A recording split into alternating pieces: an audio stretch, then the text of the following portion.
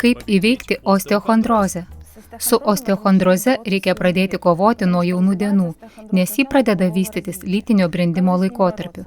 Kas padeda jos išvengti?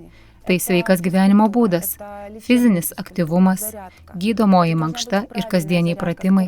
Labai svarbu, kad pratimai būtų tinkami ir nepakenktų jūsų stuburui, nes sunkių svorių kilnojimas gali sukelti laikysenos sutrikimus ir pažeisti stuburą.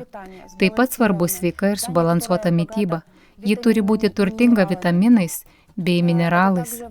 Nemažiau svarbus ir pakankamas vandens vartojimas, nes vanduo yra neatsiejama mūsų organizmo dalis ir būtinas kremzlių sveikatai. Jei vartojame per mažai vandens, kremzlės džiūsta, nyksta, o tai sukelia skausmus.